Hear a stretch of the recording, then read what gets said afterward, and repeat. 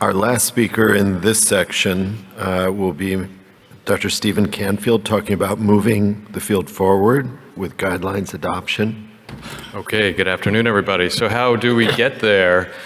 Following on from Dr. Pausang's talk, there are guideline statements from all of the major guideline organizations that we follow, but they don't say much.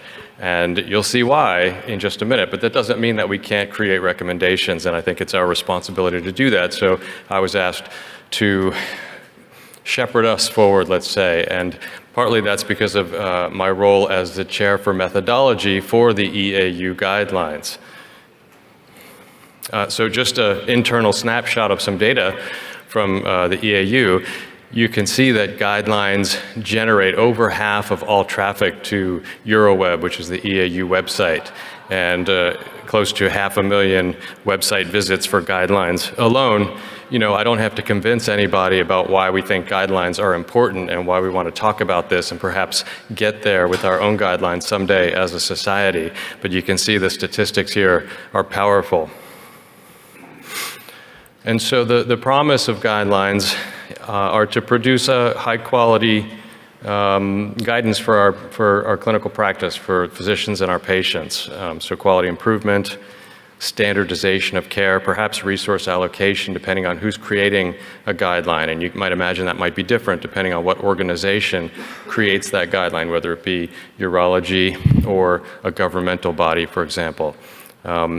Trustworthy guidelines, as you'll see in a number of the slides, are going to hit on these topics. We want them to be free of bias. We want them to be underpinned by the best scientific evidence. That's foundational. We want them to present a balance of benefits and harms, and that incorporates patient values and preferences.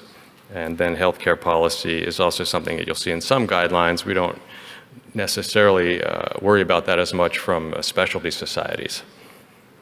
The Institute of Medicine provided a strategy around this over a decade ago and suggested that there are two foundational pillars for creating guidelines. One of them is a systematic review of the research evidence, and the other, separate, is creating a set of recommendations around that. And those are two separate and independent processes, I should say. It's easy to say that, but obviously, and you're aware of how complex these two different foundations are, right? Many of you must have been involved in systematic review work, I'm sure, and you'll know how complicated it is to do that well and of high quality. And it turns out that the same thing is true for creating that set of recommendations. And how do we take the results of a systematic review and translate that into transparent guidelines? There's methodology around that. And the folks out of McMaster University, who are some of the pioneers of evidence-based medicine to begin with, have set the standard basically for how you translate evidence quality into transparent recommendation statements. And that's known as the GRADE methodology, the GRADE working group. There's other techniques out there, but this is probably the most widely adopted by most societies around the world.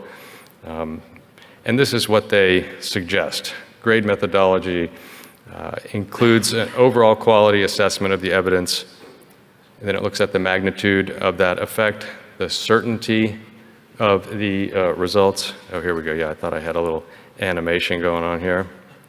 I forgot. And then you'll hear this again and again, the balance of desirable and undesirable outcomes along with patient values and preferences, which is very different than the quality of the scientific evidence, right? And that's where our expertise as physicians and our partnership with our patients come into play. And then finally, our certainty around all of that.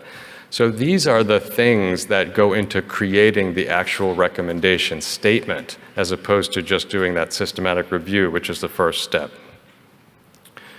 And what that ends up translating to in terms of quality assessment of evidence that's informing our recommendation statements, it looks like this. This is a grade table. So let's say we start out with a randomized trial, and assuming it was properly done, and we have an algorithm that we can follow to do a randomized controlled trial well, or to assess whether another one was done well, right? The PRISMA statement that you see is a cookbook, as it were. And so looking at that, if it was done well, if there are no serious flaws in the study quality, then that's considered high quality evidence.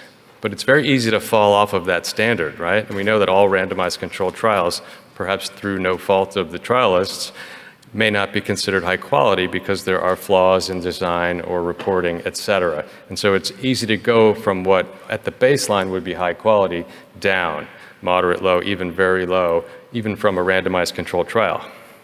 But what if we are doing things that don't have a lot of randomized controlled trials? And so we're starting out with observational studies as the basis of our evidence. A observational study with no serious flaws, meaning that it was really well done, starts out as low quality. And that is no judgment on the nature of the study. It's just inherent into the biases that go into observational data. And we know that. But this also allows for improvements in the quality that we can get from observational studies. As you can see, it can go up, the opposite of randomized controls, which are set to fail. Observational studies can go up in terms of quality depending on various factors. And so that gives us some hope. But it also points out that if we're going to translate what is essentially lower quality evidence just based on biases, and not that they're not good studies, if we create a set of guidelines around that and follow this methodology, we're going to have to admit that our recommendations are based on low quality or very low quality evidence, and we're going to have to call every recommendation we make a weak recommendation. And do we want a whole body of recommendations that are weak? And so there's an alternative, right? And that's best practice statements. The Institute of Medicine also defined this as something that was important to provide guidance, but maybe not appropriate for this formal process.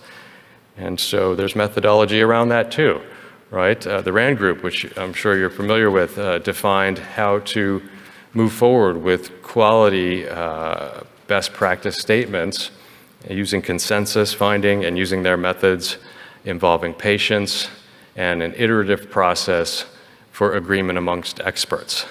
And so that's what we've been doing, right? You've seen this study a couple of times already now this afternoon. This was the first published best practice statement from our society looking at whole gland ablation.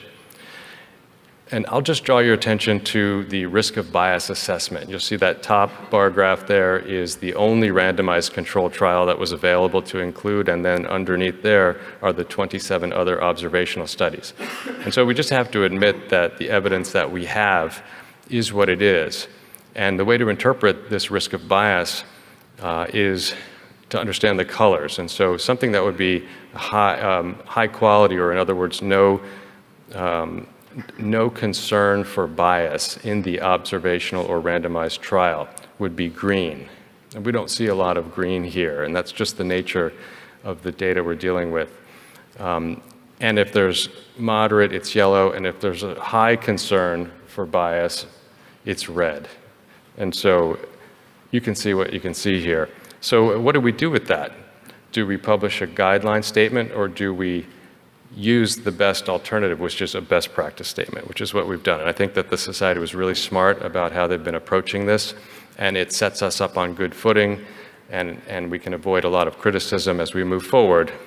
But someday this will then allow us, as we get more RCTs and higher quality data and big data using registries and things that can elevate the quality of observational studies, we'll move into the guideline realm. So we're positioning ourselves in a really smart way for the future.